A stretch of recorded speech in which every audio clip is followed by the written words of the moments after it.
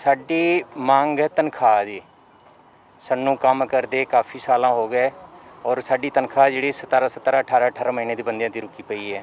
ਅਸੀਂ ਕਿੰਨੇ ਵਾਰੀ ਇਹਨਾਂ ਦਾ ਮਿੰਨਤਾਂ ਕਰ ਲਿਆ, ਹੱਥ ਜੋੜ ਲਿਆ, ਸਭ ਕੁਝ ਕਰ ਲਿਆ, ਪਰ ਇਹ ਬਸ ਇਹੀ ਇੱਕ ਇਹਨਾਂ ਦੇ ਕੋਲ मिठी गोली दे देंगे कि साड़ी गलबात तो चल रही है, CGM नाल हो रही है, कॉरपोरेट ऑफिस हो रही है, वहाँ से फंड आने वाला है, फंड आ गया तुरंत दे देंगे, पर इन्हों का फंड कदों आऊगा कोई गारंटी नहीं। सानू 17 महीनों तो असी यही गल सुनते आ रहे हैं। अज असी मजबूर होके साडे बंदे कुछ टावर से साडे साथी चढ़े हुए, बाकी इतने बाहर से बैठे हुए। सर ऊपर चढ़े 4 बंदे हैं, एक कोठे पर खड़ा है, 5 बंदे टोटल हैं ऊपर। मांग सर सिर्फ साड़ी पेमेंट दे दें, साढ़े बंदे नीचे आ जाएंगे, या किसी ने गारंटी ले ले या बैंक का एक चेक दे दे सानू, बंदे साढ़े नीचे आ जाएंगे। सर 17 महीने हो गए सर, 17 महीने की पेमेंट रुकी हुई है। टावर पे जो चढ़े हैं वो कॉन्ट्रैक्टर से इनको पेमेंट नहीं मिला है, कॉन्ट्रैक्टर इस टाइम पे नहीं है। SP साहब ने बात की है, कॉन्ट्रैक्टर कल आने की बात कर रहे हैं सवेरे। एग्जैक्टली कौन से लेबर को कब तक का पेमेंट नहीं मिला वो कॉन्ट्रैक्टर के पास ही डिटेल होता है। हमारी तरफ से जो कॉन्ट्रैक्टर को पेमेंट हुआ या नहीं है वो हम बता सकते हैं। ये 1.5 महीने से अभी तो नहीं, अभी तो 24 को और 29 को आए थे।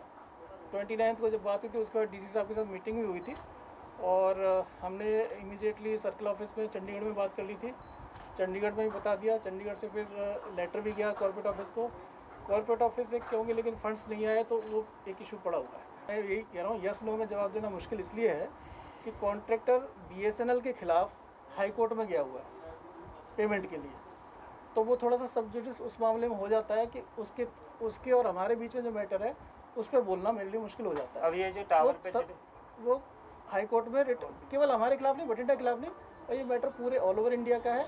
और ये जो कॉन्ट्रैक्टर पूरे चंडीगढ़ दिल्ली से शामिल होते हुए सारे SSA के अगेंस्ट गया हुआ है। अब जो वर्कर मेरी प्रॉब्लम समझती है, मुझे बताइए मैं क्या करूं। मान लो मैं भी फिर बैठ जाऊं धरने पे, तो उसका कोई हल है?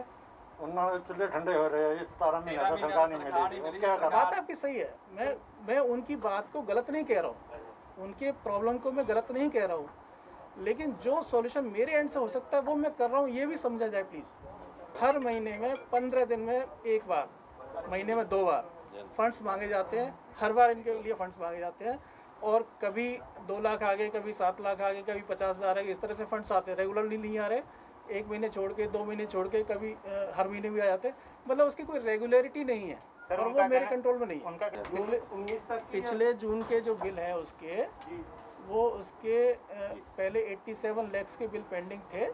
उसमें से जब यहाँ पे 25 जून को ये सब लोग ये बातें हुई थी, इनसे तय हुआ था कि हम 1.5 लाख अरेंज करेंगे। हमने अपनी तरफ से कोशिश करके 1.5 लाख के बजाय वो 3.5 लाख अरेंज हो पाए, तो 3.5 लाख अरेंज हो गए। तो 3.5 लाख अगर काट देते हैं 87 लाख में से, तो 84 लाख के आसपास रह जाता है। तो 84 लाख उसका जून तक के बिलों का पेंडिंग है BSNL के ऊपर। देखिए रूल तो यही है कि अगर ठेकेदार पेमेंट नहीं करता है तो जो BSNL है उसको पेमेंट करना चाहिए। लेकिन समस्या फंड की है, ठेकेदार को पेमेंट करने के लिए पैसा नहीं है और डायरेक्टली पेमेंट करने के लिए पैसा नहीं है।